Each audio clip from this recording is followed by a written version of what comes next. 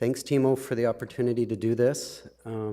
I'll do my best to get a bit of background about Cheemun. I think a lot of people in the audience here knew him and probably were friends like myself, certainly one of my best friends and cherished colleagues. I'll give you a little background on for the people that don't know as I go through. My only disclosure is I've rarely made it through this talk without a little bit of emotion. Here. That's weird. Just give me a sec here. Is it off the clicker? It's funny, eh? How come it does that? Just a second here. I'll click a different way, guys. Does that work? Okay.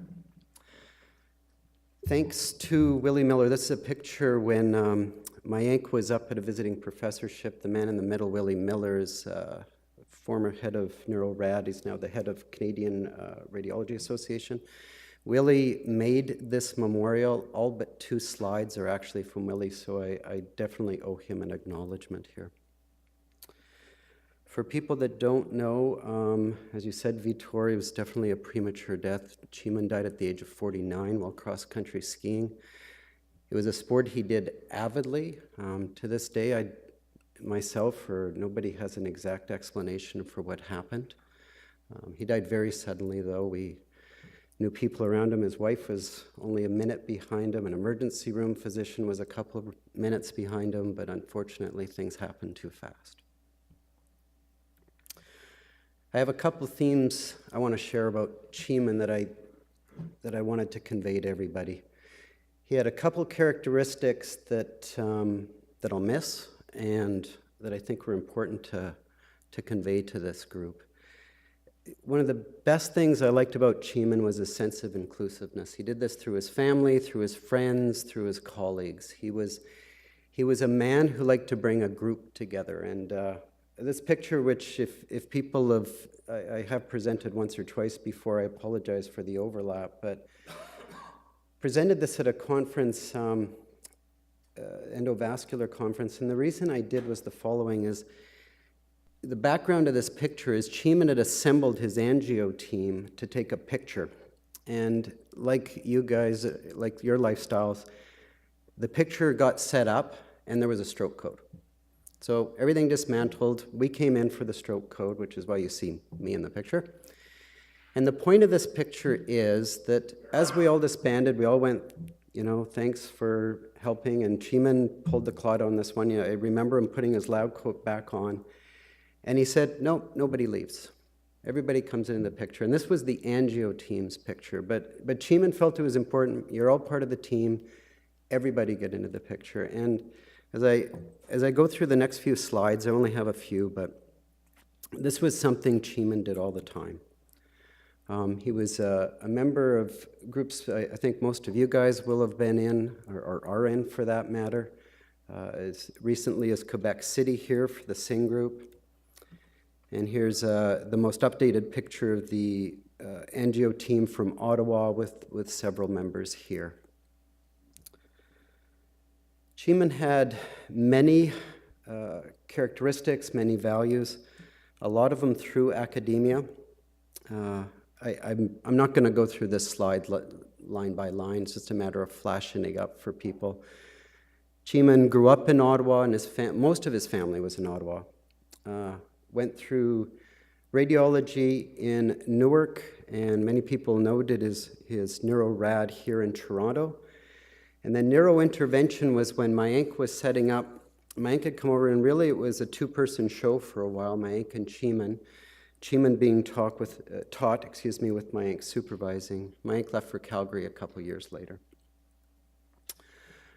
I put this slide up. Cheemun was in the age where there was still a rotating internship, and he actually did 2 years rotating out in basically rural, or at least one of the years in rural Ontario. And Cheemun was a very hands-on person in the lab, but he was very, very good at patient communication and talking to the patients. He always took time for just that, even when things were rushed, the ability for him to step out of the angio suite and talk about consent and explain the procedure. And I cannot remember a single time when Cheemun did not ask me how the patient did. To honestly, to be open with you guys to the point where I was embarrassed a few times because I had not checked up on the patient and he was asking me how they were doing. Again, similar to the last slide, I don't mean to read out every line here. Cheemun had a lot of scholarships and awards, period. The one that's highlighted here was done so, the Guardian Angel is an award that a patient writes in and makes a commendation for a physician. So it's patient initiated. And after Cheemun died, people started going through his desk, and it turned out Cheemun had won many of these. There's not just one, there's many. And every single time he got a comment from a patient, Cheemun had written a letter back. There was some records of the fact that he'd communicated back to every single family and patient that ever communicated to him. Research-wise, people will know he did a phenomenal job, multiple publications, and was working on research grants up until the end. I think one thing I'd like to convey, and I think people that do research will appreciate this part, is Cheemun built a research program. He built it from scratch. There was no research program, and he built it up. And just a couple weeks ago, I think, the University of Ottawa, the entire radiology department has named their research day after him as a result. Similarly, Cheemun founded many things.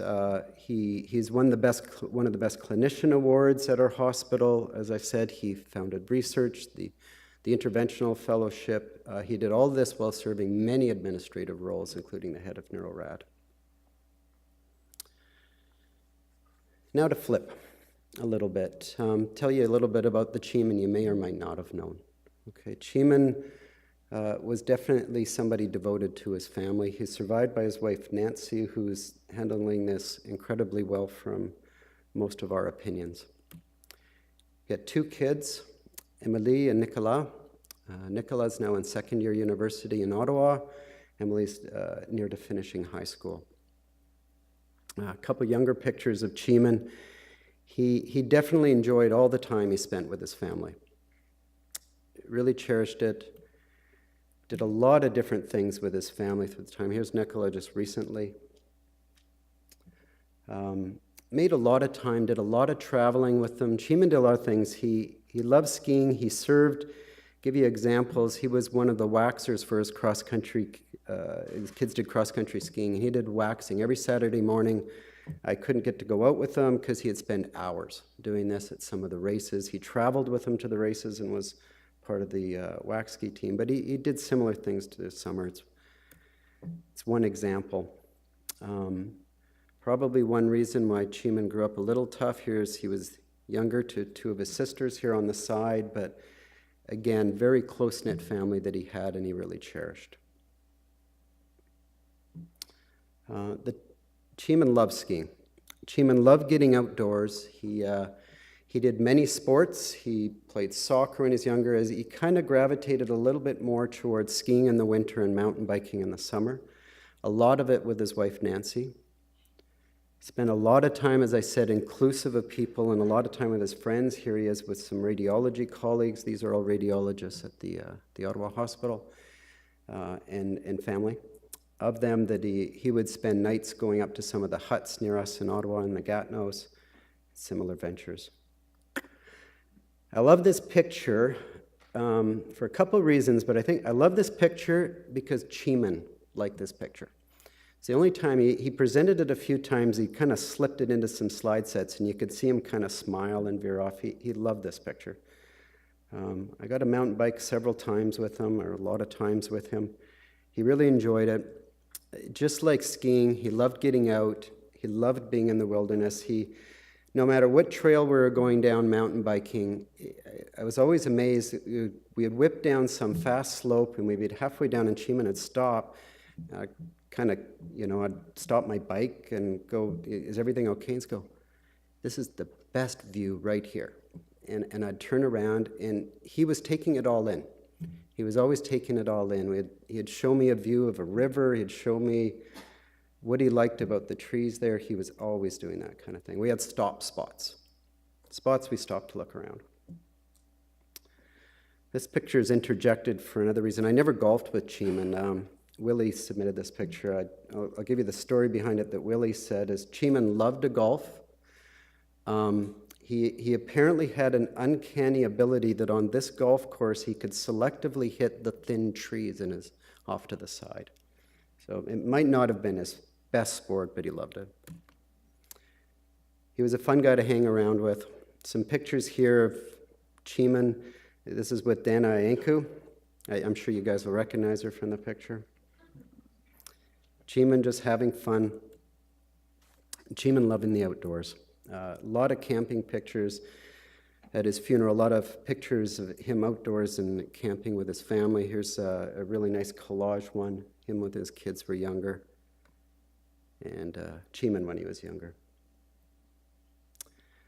So to wrap it up, this is a picture of Cheemun kind of in the office, in his home. This was right after the escape trial, some publicity shots right after the escape trial came out, and this is Cheemun. We had quite a few patients, and Cheemun was one of the authors on the final paper. And I think it really shows him as most people would probably remember him. I miss him for a lot of things, heck of a lot of things. I'll tell you, one of the things was I never met a guy who could bring calm and focus to a situation as much as Cheemun. Always did it. I'll convey to you, he didn't just do it at work in the middle of a stroke code, which I think you guys can imagine.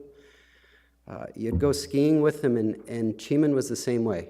He wasn't frantic. We didn't go up a hill frantic and collapsing. He was smooth. He said, I'm working on my glide. I'm working on my glide. I'm going to go up. And all aspects of his life were like that. And I think what made him good at his profession and everything else, I was thinking about it over and over again. He loved process. He loved process of skiing. What was the technique? Of mountain biking, we had some log rolls he had to get over. And we would sit there and he'd be skiing along, and he'd turn around to me and go, yeah, I just built a new difficult arch kit. And I go, great. But he was always thinking of that, like, what component can I put on the table to make the endovascular process 30 seconds faster? I got a new kit.